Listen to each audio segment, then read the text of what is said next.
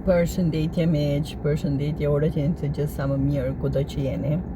Më ka ardhur sot mëngjes një pyetje, Mikena, kur takoj njerëz që kanë pas përpara në jetën time dhe më duket sikur ato më gjykojnë për zgjedhjet e mia që unë kam bë.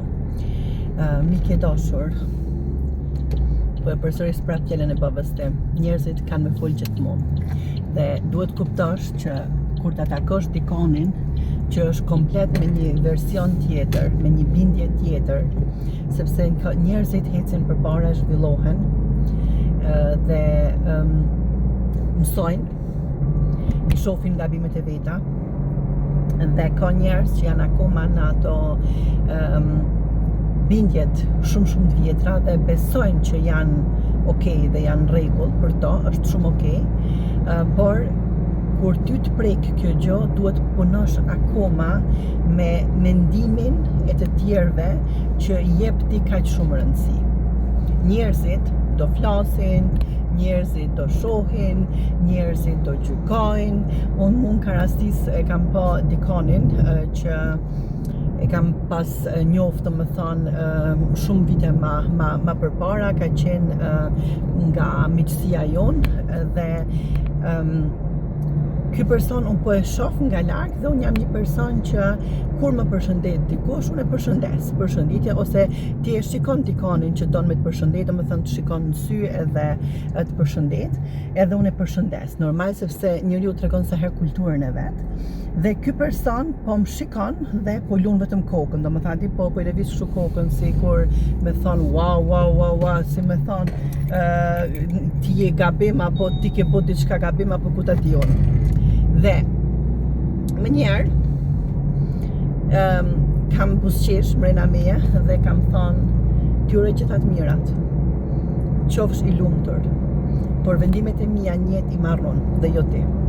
Prandaj, Mikë e dashur, po du të them diçka.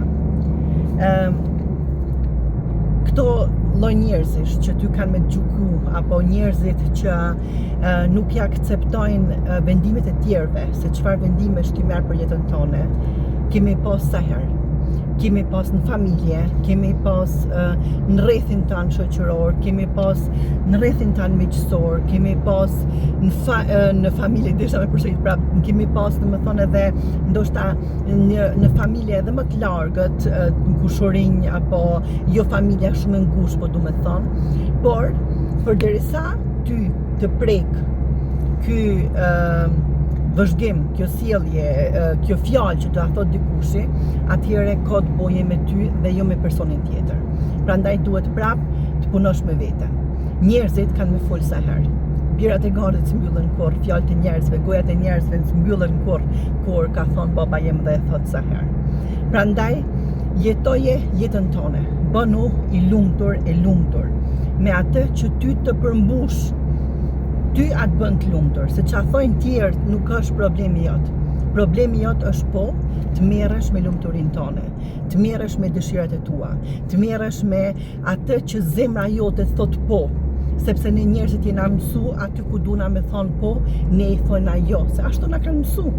Nuk kanë ditë ma ndryshe, nana, baba, rrethi, mësuesit.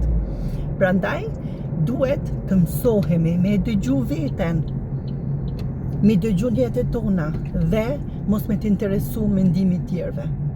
Mos me të interesu mendimi tjerve fare. Të përshëndes dhe uroj dhe shpresoj që kjo video ka me të ndihmu. Mirupafshim.